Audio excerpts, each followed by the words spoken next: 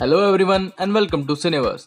तो चाहे सिल्वी का ही हू रिमेन्स को मारने से या डॉक्टर स्ट्रेंज का स्पेल मिसकास्ट होने से, मुद्दा ये है कि मार्वल सिनेमैटिक यूनिवर्स में अब मल्टीवर्स के दरवाजे खुल गए हैं और इसी वजह से हमने स्पाइडरमैन नो वे होम में अपने फेवरेट टोबी और एंड्रयू को एक बार फिर से स्पाइडरमैन के रोल प्ले करते हुए देखा था, जो कि बिल्कुल एपिक था। तो इसी वजह से हमें doctor strange in the multiverse of madness में बहुत सारे कैरेक्टर्स के कैमियो के रूमर्स सुनने को मिल रहे हैं, जैसे कि वुल्वरीन, टॉम क्रूज का आयरन मैन, डेयरडेविल और दुनिया जहान के कैमियोज देखने को मिल सकते हैं, जिसके बारे में हम आगे वीडियो में बात करेंगे। तो अगर आप कुछ भी मिस नहीं करना चाहते तो वीडियो को लास्ट तक देखिएगा। तो बिना और टाइम वेस्ट किए चलिए वीडियो स्टार्ट करते हैं।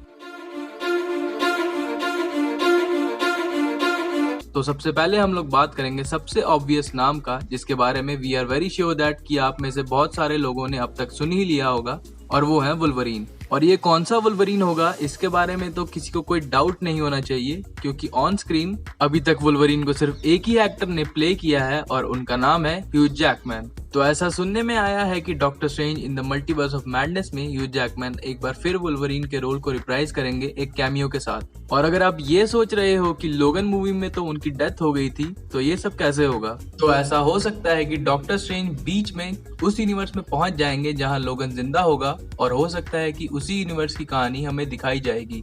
और पर्सनली हम ये सब देखने के लिए बहुत ज्यादा एक्साइटेड हैं। फिर इसके बाद दूसरा रूमर्ड कैरेक्टर है टॉम क्रूज का आयरन मैन। ये रूमर इतना ज्यादा पॉपुलर हो गया है कि इसको हिंदुस्तान टाइम्स वालों ने अपने आर्टिकल में प्रिंट किया था। तो वी होप कि आप सब ने इसके बारे में सुन ही लिया होगा। इसके पीछे की बैक स्टोरी कुछ ऐसी है कि Marvel studios Robert Downey junior से पहले टॉम क्रूज को आयरन मैन के रोल में कास्ट करने वाले थे, बट जॉन फेवरियो को आरडीजे सर का काम बहुत ज्यादा पसंद आया और इसी वजह से टॉम क्रूज को हम कभी इस रोल में देख ही नहीं पाए।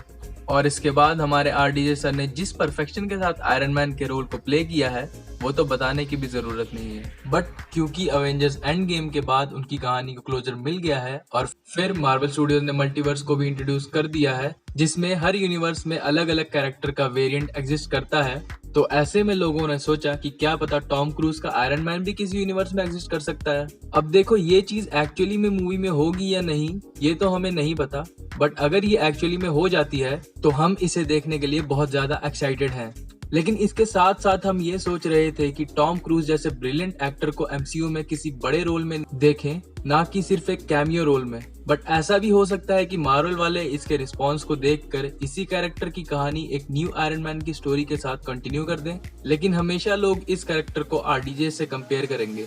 तो आप लोग क्या चाहते हो कमेंट्स में जरूर बताएं। फिर इसके बाद जो तीसरा कैरेक्टर है वो है अपने टोबी मैगवायर का स्पाइडरमैन। वैसे तो हम सब ने इनको स्पाइडरमैन नो वे होम में देखा ही था, और अगर मई में इनकी दोबारा दर्शन हो जाएंगे तो इससे ज्यादा फैसिनेटिंग और क्या ही होगा। इस रूमर का बेसिस ये है कि सैम राइमी, जो doctor strange in the multiverse of madness को डायरेक्ट कर रहे हैं, उन्होंने ही टोबी मैगवायर की स्पाइडरमैन 1, 2 और 3 डायरेक्ट की थी।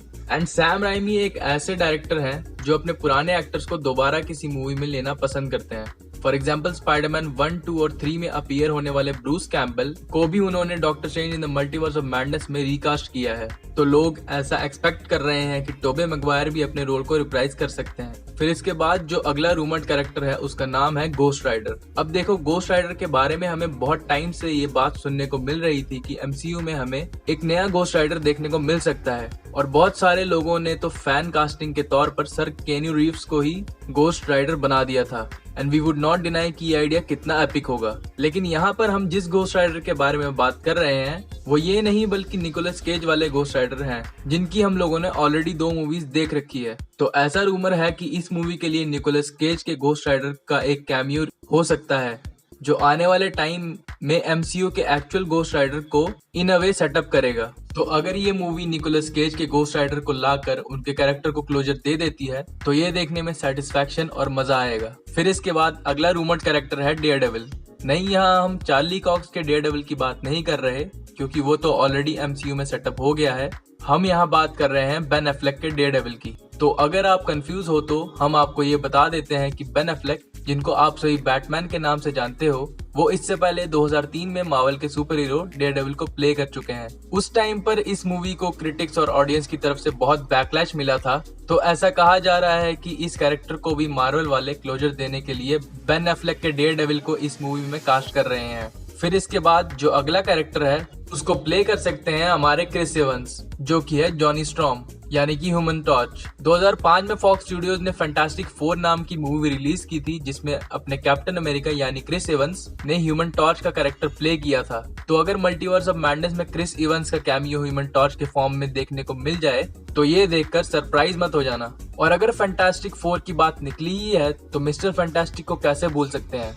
ऐसा रूमर सुनने में आ रहा है कि मिस्टर फैंटास्टिक का रोल प्ले कर सकते हैं जॉन क्रासिंस्की, और इसके पीछे का बैकग्राउंड ये बताया जा रहा है कि जब से मार्वल स्टूडियोज ने ये बात अनाउंस की है कि वो फैंटास्टिक फोर के प्रोजेक्ट पे काम कर रहे हैं, तब से फैंस ने खुद से जॉन क्रासिंस्की को मिस्टर फैंटास्टिक के रोल में कास्ट कर लिया है। और ये कैमियो मूवी में देखने को मिल जाए तो इससे ज्यादा एक्साइटिंग क्या ही होगा। अगर आप जॉन क्रासिंस्की को नहीं जानते तो we highly recommend you to watch the office, a quiet place 1, a quiet place 2। अब ये वाला रीड रिचर्ड्स मेन एमसीयू का होगा या कोई वेरिएंट, इसके बारे में कोई कंफर्मेशन तो नहीं है, लेकिन अगर ये परमानेंटली इस रोल में आ जाते हैं तो इससे ज्यादा बेहतर कुछ नहीं होगा, क्योंकि मार्वल कॉमिक्स में मिस्टर फैंटास्टिक का हमेशा ही बहुत इंपॉर्टेंट रोल रहता है। अब इसके बाद नेक्स्ट रूमर्ड कैरेक्टर के बारे में बात करते हैं, जो कि हैं चार्ल्स एक्जेवियर। बट क्वेश्चन ये अराइज होता है कि इस कैरेक्टर को प्ले कौन करेगा, क्योंकि ऑन स्क्रीन हमने दो लोगों को इस कैरेक्टर को प्ले करते हुए देखा है, एक है सर पैट्रिक स्टुअर्ट और दूसरे हैं जेम्स मैकअवॉय। तो इसके लिए हमारे पास कोई प्रूफ नहीं है कि इसको प्ले कौन करेगा। अगर इस रोल में हमें जेम्स मैकअवॉय देखने को मिलते हैं तो भी मजा आएगा, लेकिन अगर सर पैट्रिक स्टुअर्ट इस रोल को प्ले करेंगे तो मार्वल वाले पुराने एक्समैन को इस यूनिवर्स में ला सकते हैं, जो प्रोबेबली इस मूवी के एंड में देखने को मिल सकता है। इसके बाद जो अगला कैरेक्टर है उसे लेकर हम पर्सनली बहुत ज्यादा एक्साइटेड हैं और उसका नाम है डेडपूल। तो जब से डिज्नी ने फॉक्स को एक्वायर किया था तब से इस बात का काफी कंफ्यूजन था कि डेडपूल का क्या होगा, क्योंकि डेडपूल की स्टोरी तो अभी स्टार्ट ही हुई थी। और इस सब के बाद मार्वल स्टूडियोज ने ये बात खुद कंफर्म की थी कि वो डेडपूल को एज इट इज ही रखेंगे, बट डेडपूल 3 कब आएगी इस बात की कोई कंफर्मेशन नहीं दी गई थी। लेकिन अब ऐसा सुनने को मिल रहा है कि डेडपूल मल्टीवर्स ऑफ मैडनेस में एक कैमियो प्ले कर सकता है। इस सब के बाद और भी बहुत सारे कैरेक्टर हैं जिनकी इस मूवी में अपीयर होने के चांसेस बहुत ज्यादा हैं, जैसे कि Darth Vader, baby Yoda, Godzilla, King Kong, Krrish, Chitti, Dumbledore, Harry Potter, Shaktimaan. ऐसे कुछ ज्यादा नहीं हो गया, मतलब कुछ भी। Sorry sorry sorry sorry.